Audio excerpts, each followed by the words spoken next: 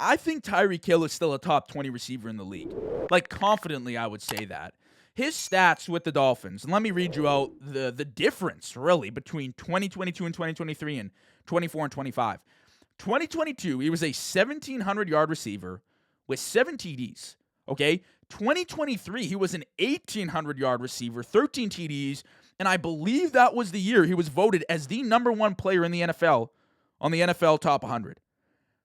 2024, he had 959 yards receiving and 6 TDs.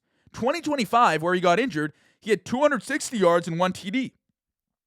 So you're telling me, just by looking at the stats, that the number one player in the world, voted by, I think it's the players, right, that do that list, or the coaches, whoever it is, all of a sudden the next year forgot how to play football.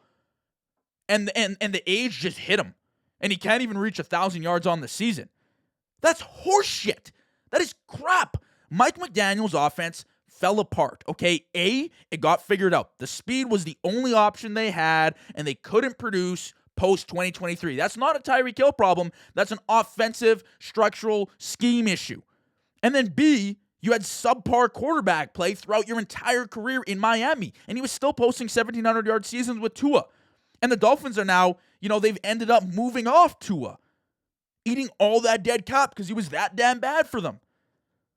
So what is it, right? Is it McDaniel's fault because you fired him? Is it Tua's fault because you fired him too? It's not Tyreek Hill. Like, yes, absolutely. Maybe the age has gotten to him slightly. Maybe he's not an 1,800-yard receiver anymore, but he can absolutely, I can guarantee you this, hit 1,200 yards in a season still. 8 TDs. 1,000%. You're telling me from week 1 in 2024 to week 2 in 2025, Tyreek Hill had zero games with a reception that was longer than 30 yards. The same guy that everybody calls the cheetah had 0 games for a year with a reception above 30 yards. That's not a Tyreek Hill problem. Like, I'm sorry. It's not. It's really not. Like, I hate to break it to you. It's not. You can't look me straight in the face right now, March 28th, Saturday, and tell me, JV, believe with all your heart, Tyreek Hill could not be a wide receiver 1 on at least half the NFL teams in the league right now. Even at his age. I don't care. And I get it. That's a red flag. He's on the wrong side of 30, and he's coming off a season-ending ACL injury, and that's concerning. But the reality is that as a number 2 option is where I assume he now lands, because he's probably going to go to a Super Bowl contender and take maybe a cheaper deal and be a number 2 beside whoever he's with, that he's not feared, that he's not still an elite talent. Tyreek Hill would immediately become one of the most feared players in the league again, lining up against the second guy in your secondary, not even the number 1 corner. The number 1 corner is traveling whoever you got. Tyreek Hill, he's an afterthought. He's fallen off. He's old. And he burns you downfield for an 80-yard TD. I'm telling you, it was the offense in Miami. It wasn't a lack of talent or a lack of speed. Tyreek Hill has cooked the league for almost a decade. He's still that guy. Imagine a world where he's in Buffalo with Josh Allen, or he's in Baltimore with Lamar Jackson, or he's in Los Angeles with the Chargers and Justin Herbert. It's a slam dunk.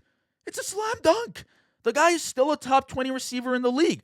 And by the way, because I calculated everything as far as separation goes, because that's my biggest thing, right? It's like, is this guy still gaining separation?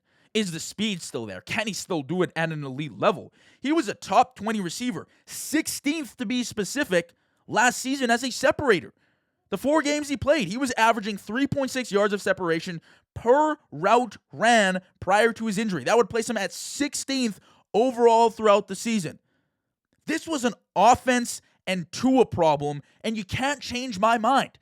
And wherever Tyreek Hill goes, and he will have his time to, fix his injury, and he's going to have, a good 10-month, 11-month recovery period, even if he comes back, week 3, week 4, ready to go, full speed. Even if he's at like 80% of his regular speed, I still want him. We're talking about the Dolphins right now where he just left.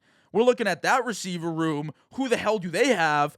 Tyreek Hill is a starting number one receiver on 16 NFL teams in the league right now. Stamp the take. And I think wherever he goes next season, he will be one of, if not the best pickup of the free agency period, and make an impact like very few other receivers can in the league. You remember when OBJ came back and he was phenomenal in LA because people just forgot about him because they had Cooper Kupp at the time and they were rolling out someone else. Was it Robert Woods? I don't know. I'm drawing a blank. But he scored a touchdown in the Super Bowl and had a great run, and he was phenomenal for the Rams. I think Tyreek Hill could be that and more. Because Tyreek Hill is a receiver with the speed he has. You just have to honor it. We're talking about a guy that forced defensive coordinators to change the game, to change their game plans, to change how they approached things in order to stop Tyreek Hill alone. That alone is going to save an offense. Lighten the box. Take guys out of the box. Stretch them deep so you can run the ball at a more efficient rate.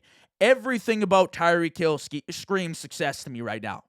From a player and talent on the field perspective, yes. Which is what I'm focusing on in this segment. So I think he's a top 20 receiver, and I think he will be the steal of free agency.